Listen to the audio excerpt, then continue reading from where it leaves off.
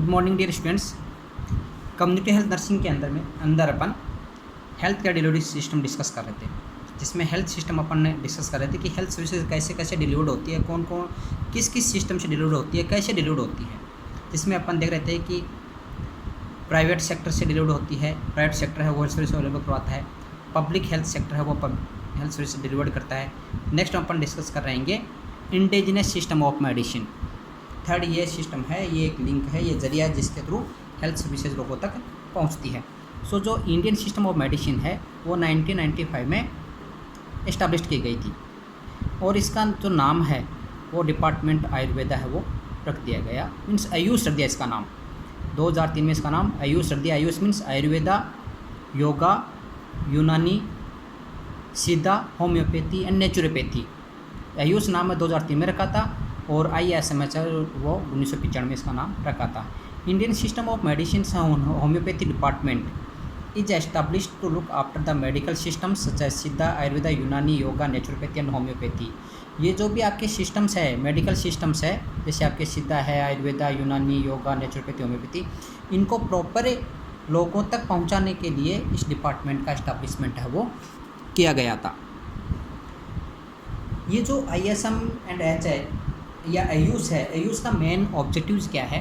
Providing the health service to the public, लोगों को health services available करवाना। Providing and monitoring education and research activities in Indian systems of medicine. जो भी आपका ISM है उसमें रिसर्च एक्टिविटी परफॉर्म करना, उनको मॉनिटर करना, उनको डेवलप करना और एजुकेशन देना। Promoting the growth of medicinal plants, जो भी आपके मेडिसिनल प्लांट्स है, जितनी भी दवाइयाँ बनती है, हर्बल दवाइयाँ या आयुर्वेदिक दवाइयाँ, वो सब प्लांट से बनती है, मेडिसिनल प्लांट्स होते हैं उनसे बनती है। तो इन प्लांट्स को डेवलप करना, इनकी ग्रोथ करना, उनको लगाना। Facilitating the introduction of the yoga in the office, जो भी आपके ऑफिस है, जहाँ भी आपका कॉलेज है या फैक्ट्रीज है या जहाँ भी आपकी कंपनी है, वहाँ पे योगा को इंट्रोड्यूस करवाना, योगा की फैसिलिटीज़ परफॉर्म अवेलेबल करवाना, जिससे कि एम्प्लॉयज़ है, जो वर्कर्स हैं, उनको बेनिफिट हो सके। Supporting naturopathy for the better health, अच्छी हेल्थ के लिए नेचुरोपैथी है वो यूज़ करना। Supporting all like minded education, जो भी माइंडेड एजुकेशन जिससे पॉजिटिव थिंकिंग आती है वो माइंडेड एजुकेशन, जिससे सकारात्मक विचार बनते हैं वो माइंडेड एजुकेशन होती है। And research bodies for development of the Indian system of medicine से, जो भी इंडियन सिस्टम ऑफ मेडिसिन है उनको उनकी रिसर्च एक्टिविटी या रिसर्च बॉडीज़ होती है, जो भी उनकी लैब्स होती है, उनको डेवलप करना और माइंडेड एजुकेशन को डेवलप करने के लिए उनको सपोर्ट करना इनका मेन एम होता है। एक्टिविटीज़ क्या क्या करती है? The ministry runs multiple health care programs primarily aimed at rural population. जो भी ग्रामीण लोग हैं वो आयुर्वेदिक पे ज़्यादा बिलीव करते हैं, आपके आयुष पे ज़्यादा बिलीव करते हैं। तो मिनिस्ट्री का मेन फंक्शन है बहुत सारे हेल्थ प्रोग्राम्स डेवलप करना, स्पेशली लोगों के लिए, स्पेशली ग्रामीण लोगों के लिए। AYUSH is suppose to form integral backbone of the Ayushman Bharat Yojana. जो आयुष्मान भारत योजना उसकी एक बैकबोन मानी गई है। आयुष्मान भारत योजना क्या है? इसमें क्या होता है कि जो भी आपके बिलो पॉवर्टी लाइन के पर्सन्स होते हैं उनको यहाँ पे सेकेंडरी और टर्शियरी लेवल पे फ्री हेल्थ सर्विसेज दी जाती है। And the ministry had long work the integrating the different system of the use with the modern medicine. Modern medicine के साथ में बहुत सारी यहाँ पे हेल्थ सर्विसेज अवेलेबल करवाई जाती है। More than 50,000 childrens have been enrolled in the homeopathy for healthy child. लगभग नियर अबाउट 50,000 से ज़्यादा जो चिल्ड्रंस है उनको यहाँ पे कुछ हेल्थ सर्विसेज है वो homeopathy for the healthy childrens है, ये कोर्स है, इसमें वो एनरोल्ड हो चुके हैं। And it observe different days to raise the general awareness about the use and promote each of the system से। और आयुष के बारे में लोगों को है वो अवेयर करना इनका मेन फंक्शन होता है। एक वर्ड आया यहाँ पे homoeopathy for the healthy child. जो homoeopathy of the healthy child क्या होता है? इसमें जो आपकी मिनिस्ट्री ऑफ द आयुष है वो एक ऑटोनोमस ऑर्गेनाइजेशन होता है under the ministry. It has developed a program that known as the homeopathy for the healthy child. ठीक है, ये जो आपका आयुष है, ministry of the AYUSH, that एक ऑटोनोमस ऑर्गेनाइजेशन है और इसी मिनिस्ट्री ऑफ आयुष के द्वारा ही होम्योपैथी फॉर हेल्थी चाइल्ड है वो एक प्रोग्राम लॉन्च किया गया था, जिसका मेन जो एम है वो है स्क्रीनिंग करना, early diagnosis and management of common disease of the children and adolescent. जो भी आपके एडोलोसेंट्स हैं, जो भी आपके चिल्ड्रंस होते हैं, उनमें जो भी कॉमन प्रॉब्लम्स उनका मैनेजमेंट करना, उनकी स्क्रीनिंग करना, उनका अर्ली डिटेक्शन करना इसका मेन एम होता है। नेक्स्ट देखते हैं अपन वॉलंटरी हेल्थ एजेंसीज। नेक्स्ट मैंने इसमें 5 बताए थे आपको, 5 सिस्टम्स बताए थे, public sector, private sectors, indigenous institute of medicine, voluntary agencies and national nutrition programs. So voluntary health agencies, बहुत सारी वॉलंटरी हेल्थ एजेंसीज है वो इंडिया में काम कर रही है। वॉलंटरी हेल्थ एजेंसीज क्या होती है? ये एक एडमिनिस्ट्रेटिव बॉडीज होती है जो कि जिसमें इनमें जो फंड आता है वो मेंबरशिप के द्वारा प्राइवेट सोर्सेज के थ्रू इसमें मेंबर्स है वो इसमें फ़ंड देते हैं, और वो फंड है लोगों की हेल्थ के लिए काम में लिया जाता है। एक non profit non governmental private association agencies होती है, ठीक है। वॉलंटरी हेल्थ एजेंसीज इंडिया में कौन कौन सी है? जैसे इंडियन रेड क्रॉस सोसाइटी है, हिंद कुष्ठ निवारण संघ, Indian council for the child welfare, tuberculosis association of India, Bharat सेवक समाज, सेंट्रल सोशल वेलफेयर बोर्ड और कस्तूरबा मेमोरियल फंड। तो थोड़ा अपन डिस्कस करते हैं, ये अपन डिस्कस कर भी चुके हैं सेकेंडरी में, फिर भी अपन थोड़ा देखते हैं इसमें। इंडियन रेड क्रॉस सोसाइटी, जो इंडियन रेड क्रॉस सोसाइटी है वो 1920 में इस्टेब्लिश की गई थी with close cooperation with the national international agency. जो भी आपकी नेशनल इंटरनेशनल एजेंसीज है उनके कोऑपरेशन से 1920 में ये इस्टेब्लिश की गई थी। इनका जो मेन फंक्शंस क्या होता है? ब्लड बैंक फैसिलिटी अवेलेबल करवाना। इसकी नेक्स्ट फंक्शन होता है इसका फर्स्ट एड ट्रेनिंग, जो कि फर्स्ट एड ट्रेनिंग है वो लोगों को अवेलेबल करवाना with its branch saint John ambulance association for the male and nursing home nursing courses. इसके अलावा आपके डिजास्टर जैसे वो अर्थक्वेक हो जाता है, बाढ़, भुखमरी या फिर युद्ध या आपके अर्थक्वेक भूकंप आ जाते हैं, उस टाइम पे रिलीफ वर्क ये इनका मेन फंक्शन होता है। इसके अलावा it supply the milk and medical supplies. इसके अलावा it also helps in the research activities and also publish and distribute the material on the child care and mother craft के बारे में ये आपके कुछ मटेरियल्स होते हैं, एवियर्स है वो यहाँ पे डिस्ट्रीब्यूट करती है। ये होती है Indian red cross society. Next है हिंद कुष्ठ निवारण संघ। सो द हिंद कुष्ठ निवारण संघ है वो 1950 में एस्टेब्लिश किया गया था। इसके अलावा इसका जो मेन पर्पज़ है कंट्रोलिंग लेप्रोसी को कंट्रोल करना इसका मेन फंक्शंस होता है। इसके अलावा जो हिंद कुष्ठ निवारण संघ है ये लोगों में अवेयरनेस, पब्लिक में नॉलेज इंक्रीज करता है डिजीज़ के रिगार्डिंग, जिससे इनमें जो भी नेगेटिव थॉट्स होते हैं वो दूर हो जाते हैं। इसके अलावा it also helps with the government and volunteer agencies. Government का कोऑपरेशन से ये रन करवाया जाता है। इनके जो फंक्शंस क्या होते हैं? Render the financial assistance to the various leprosy homes. जो भी बहुत सारे लेप्रोसी होम्स है उसमें फाइनेंशियल हेल्प करता है ये आपका हिंद कुष्ठ निवारण संघ। इसके अलावा health education through the publication and posters. इसके अलावा training the medical workers and physiotherapist, conducting research and field of investigations and also organising all India leprosy works conference. All India leprosy workers conference organise करता है। Next ये आता है आपकी Indian council for the child welfare. जो Indian council of the child welfare है that is established 1953. In 1953 the Central Social Welfare Board was established. 1953 में इसका एस्टेब्लिशमेंट हुआ था और इसके लगभग 7000 ब्रांचेज है अभी वो काम कर रही है। और इनका जो मेन फंक्शंस होता है वो होता है रूरल बालवाड़ीज और holidays homes have been started providing the. इनका जो मेन केयर है ये कुछ प्रोजेक्ट स्टार्ट करती है, जैसे रूरल बालवाड़ी प्रोग्राम्स होते हैं, हॉलीडेज होम प्रोग्राम्स होते हैं, ये स्टार्ट करते हैं।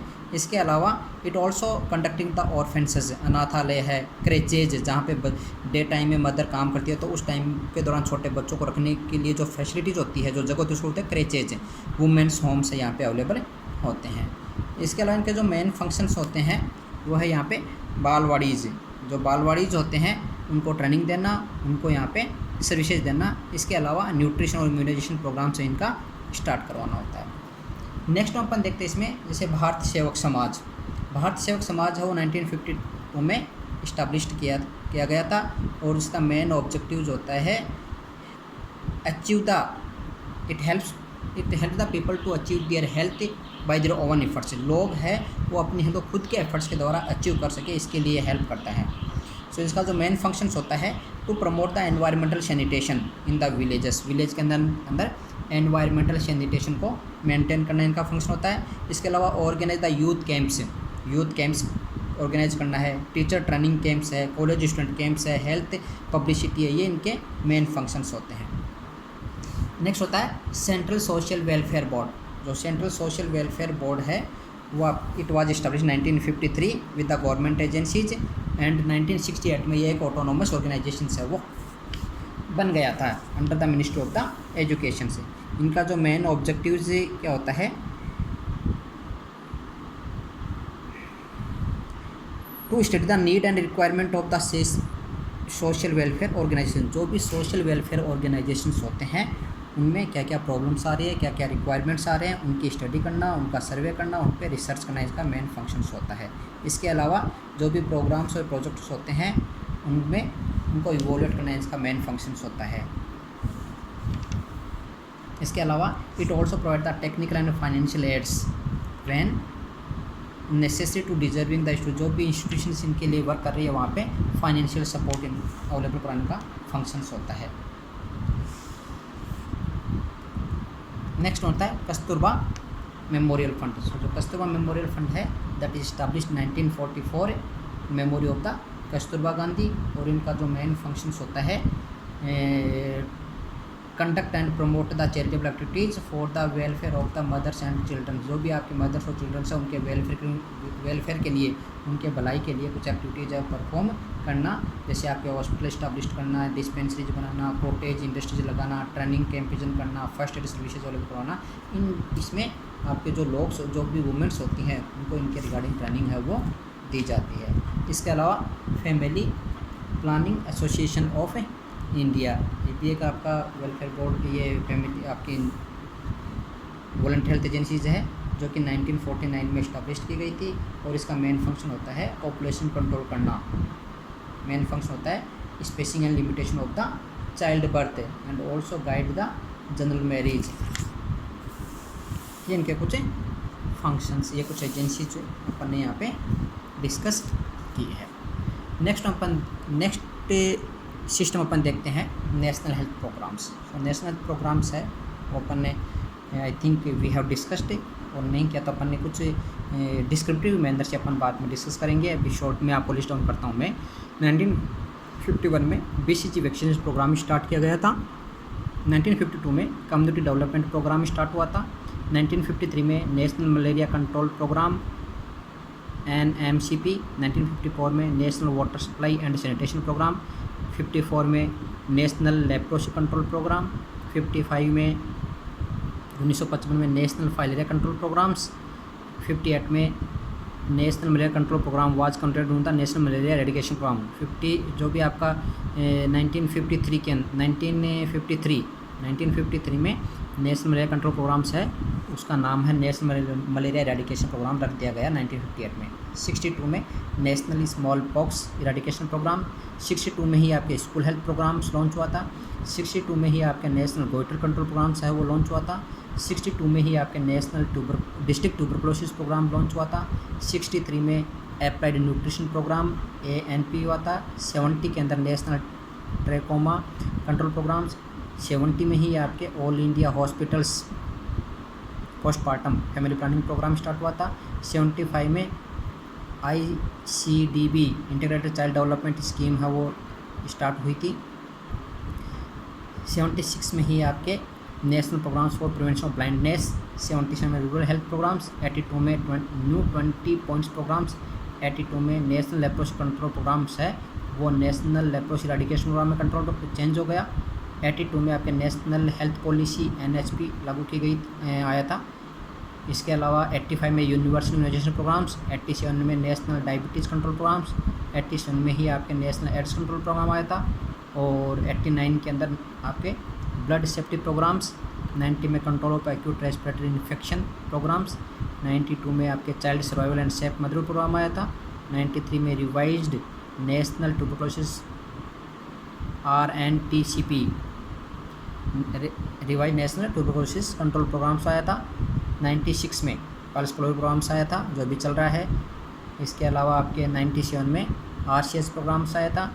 2000 में नेशनल पॉपुलेशन पॉलिसी 2002 में नेशनल हेल्थ पॉलिसी, 3 में आपके national vector borne disease control programs आया था, 4 में आपके revised program of nutritional support, और इसके बाद में 5 में RCH फेज 2 स्टार्ट हुई थी, 5 में जननी सुरक्षा योजना लॉन्च हुई थी, 2005 में आपके national plan of action for children 2005 आया था, और इसके अलावा 2008 में आपके नॉन कम्युनिकेबल डिजीज़ प्रोग्राम्स है वो लॉन्च हुए थे। इसके अलावा आपके हमने देखा था विलेज लेवल पे कुछ हेल्थ वर्कर्स होते हैं, जैसे हेल्थ वर्कर्स में विलेज हेल्थ गाइड्स होते हैं, ICDS होती स्कीम्स होती है, ट्रेनिंग ऑफ द लोकल दाइज, इसके अलावा आपके आशा होती है, ये होती है। इसमें अपन ने देखा था कि विलेज हेल्थ गाइड स्कीम है वो 1977 में स्टार्ट की गई थी। विलेज हेल्थ गाइड जो स्कीम्स होती है उसमें अपन ने देखा था कि ये कम ग्राम पंचायत द्वारा चूज़ किया जाता है ये पर्सन से, और वहाँ का लोकल होना चाहिए, और ये इसकी मिनिमम एजुकेशन और 6 स्टैंडर्ड की होनी चाहिए, लोकल लैंग्वेज वो पढ़ सके ऐसा होना चाहिए, और इसके अलावा कम से कम 2-3 घंटे पर डे वो कम्युनिटी में वर्क कर सके ऐसा होना चाहिए। इसकी जो अपन ट्रेनिंग देते हैं तो प्राइमरी हेल्थ केयर के रिगार्डिंग ट्रेनिंग दी जाती है सब सेंटर पे या प्राइमरी सेंटर पे। इसमें जो टोटल ट्रेनिंग का ड्यूरेशन होता है 200 आवर्स का होता है और लगभग 3 मंथ्स का होता है, और ट्रेनिंग के दौरान इसको 200 रुपये स्टाइफंड मिलता है पर मंथ, और इसके अलावा कंप्लीशन के दौरान इसको एक working manual and medicine kit available इसको मिलता है। विलेज हेल्थ गाइड स्कीम्स में अपन ने देखे सर क्या क्या काम होते हैं, तो treatment of the simple alignment, जो भी सिंपल प्रॉब्लम्स होती है, फर्स्ट एड होती है वो ये अवेलेबल करवाता है, MCS सर्विसेज देता है, हेल्थ एजुकेशन देता है, सैनिटेशन सर्विसेज देता है। इसके अलावा also refer the cases of nearest health centre, जो भी प्राइमरी सेंटर पे हेल्थ सेंटर होते हैं वहाँ पे ये रेफ़र करता है, और लगभग 2 से 3 घंटे पे डेली सर्विस देता है, और लगभग उसको पर मंथ 600 रुपीज़ है वो होनरेम मिलता है, पेमेंट मिलता है, और ड्रग्स कुछ मिलती है। इसके अलावा आपका एक विलेज हर 1000 पॉपुलेशन पे 1000 रूरल पॉपुलेशन में एक विलेज हेल्थ गाइड होना चाहिए। लोकल दाइज जिसको अपन ट्रेडिशनल बर्थ अटेंडेंस भी बोलते हैं, जो ट्रेडिशनल बर्थ अटेंडेंस होती है लोकल दाइज होती है, are trained to improve their knowledge in the elementary concept of the maternal child health care and sterilization bed side observation. जो भी लोकल दाइज होती है उनको उनका नॉलेज है वो इम्प्रूव किया जाता है, MCH के रिगार्डिंग या स्टरलाइजेशन के रिगार्डिंग उनका नॉलेज है वो इम्प्रूव किया जाता है, जिसके मैटरनल डेथ है या मोर्टालिटी रेट है वो कम हो सके। इनकी जो ट्रेनिंग होती है वो 30 डेज़ की होती है। ट्रेनिंग के दौरान इनको 300 रुपये स्टाइफंड मिलता है। इसके अलावा जो ट्रेनिंग होती है वो PSC पे दी जाती है, सब सेंटर पे दी जाती है, for 2 days in a week, एक वीक में 2 दिन इनकी ट्रेनिंग होती है। रिमेनिंग 4 डेज है वो जो भी आपके हेल्थ वर्कर्स होता है उनके साथ में गाँव में विजिट करती है। इसके अलावा ट्रेनिंग के दौरान वो कम से कम 2 डिलीवरी है वो कंडक्ट करवाई हुई होनी चाहिए। इसके अलावा इसका जो मेन इम्फेसिस है वो असेप्सिस देना, असेप्सिस टेक्निक यूज़ करना, स्टरलाइजेशन टेक्निक है यूज करना, इसका मेन फंक्शंस होता है। जो ड्यूटीज़ होती है वो होती है सेफ़ डिलीवरी अवेलेबल करवाना, home delivery conducted under the safe hygiene condition, जैसे कि मैटरनल मोर्टालिटी रेट है वो डिक्रीज हो सके, सेफ़ हाइजीनिक डिलीवरी है वो कंडक्ट करवाना इसका मेन एम होता है। और एक डिलीवरी के इसको 10 रुपये मिलते हैं, इन्फेंट्री के रजिस्टर इसको 3 रुपीज़ मिलते हैं। हर विलेज में एक लोकल दाइज होनी चाहिए। इसके अलावा ICDS स्कीम्स होती हैं, जो ICDS स्कीम्स होती हैं ये आपके न्यूट्रिशनल और हेल्थ स्टेटस को इम्प्रूव करती है। अब टू 6 ईयर चिल्ड्रन, जो भी 6 साल तक के बच्चे होते हैं उनको न्यूट्रिशन और हेल्थ स्टेटस को इम्प्रूव करने के लिए ये सर्विसेज चलाई गई थी। इसके अलावा जो बच्चे होते हैं उनका साइकोलॉजिकल डेवलपमेंट इम्प्रूव करवाने के लिए। इसके अलावा मोर्टालिटी, मोर्बिडिटी, माल न्यूट्रिशन और स्कूल ड्रॉप आउट नहीं हो, इसलिए सर्विसेज है वो चलाई गई थी। इसके अलावा it also enhance the capacity of the mothers to look after the normal health, mother से अपनी नॉर्मल हेल्थ को मेंटेन कर सके, न्यूट्रिशन नीड्स को कंप्लीट कर सके, इसके लिए उनको न्यूट्रिशनल सर्विसेज और हेल्थ एजुकेशन है वो अवेलेबल करवाते हैं यहाँ पे। इसमें जो टारगेट ग्रुप्स होते हैं वो बिलो 6 ईयर चिल्ड्रंस होते हैं, प्रेग्नेंट वुमेन होती है, लैक्टेंट मदर्स होती है। बेनिफिशरीज इसमें जो चिल्ड्रंस बिलो 3 ईयर्स होते हैं उनको लगभग 8 से 10 ग्राम पर डे प्रोटीन मिलना चाहिए। इस प्रोग्राम्स के तहत चिल्ड्रन 3 से 6 साल के होते हैं उनको 8 से 10 ग्राम प्रोटीन मिलना चाहिए, और इसके अलावा प्रेग्नेंट वुमेन्स होती हैं उनको 20 से 25 ग्राम प्रोटीन पर डे मिलना चाहिए। आंगनवाड़ी वर्कर्स। सो आंगनवाड़ी वर्कर्स मीन्स होता है कोर्ट यार्ड, आंगन मीन्स होता है कोर्ट यार्ड, ठीक है। जो आंगनवाड़ी वर्कर्स होते हैं वो 1000 पॉपुलेशन में एक आंगनवाड़ी वर्कर्स होते हैं। और इसके अलावा इनका जो सिलेक्शन होता है वो कम्युनिटी लेवल पे होता है।